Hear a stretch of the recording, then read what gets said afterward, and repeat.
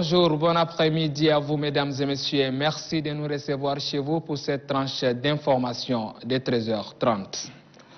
Ouvrons cette édition avec cette information politique. Les choses se précisent. La Commission électorale nationale indépendante CENI vient de présenter officiellement le fichier électoral. C'est à la faveur d'une cérémonie qui a vu la présence d'éminentes personnalités au rang desquelles le ministre d'État, ministre secrétaire général de la présidence de la République, Kalzebe Pahimi Debe. Selon le nouveau fichier électoral, au total, 7 288 203 électeurs à l'intérieur du pays. La diaspora compte 45 276 électeurs. Restons toujours en politique pendant que nous en sommes. Sachez que les travaux du 7e congrès fédéral extraordinaire du Parti pour la démocratie et l'indépendance intégrale PDI se sont achevés hier au Centre Al-Mouna. L'issue des travaux est marquée par la désignation de la présidente du parti, Ludi Beasemda, candidate à l'élection présidentielle d'avril prochain. Ludi Beasemda accepte ces choix opérés par ses militants et se dit prête pour relever les défis. Toute autre chose, à présent, le ministère des Affaires étrangères et de l'intégration africaine déroule les tapis à deux personnalités des Nations Unies.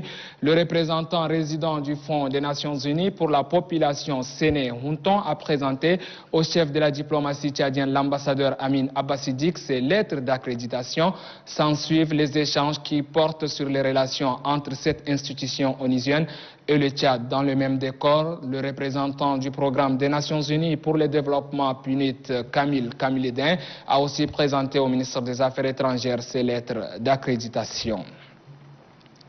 Le ministre de l'Éducation nationale et de la promotion civique est sur le terrain. Dr Aboubakar Siddiq Choroma a fait le tour ce matin dans quelques établissements scolaires publics de la capitale. Objectif, constater l'effectivité de la reprise des cours après la suspension de la grève lancée par la plateforme syndicale revendicative. Le constat est appréciable. Le ministre trouve que la machine éducative est bel et bien relancée.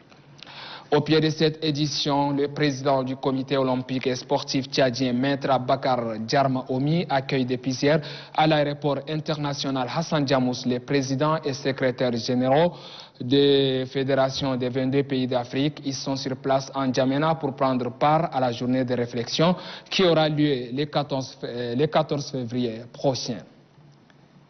Voilà qui met terme à ces flashs d'information de 13h30. Mesdames et messieurs, c'est un plaisir pour moi d'être chez vous et de vous servir. J'espère que vous avez pris aussi plaisir de nous suivre. Rendez-vous 16h, Inch'Allah. Restez sur Téléchat. La télévision, c'est chez nous.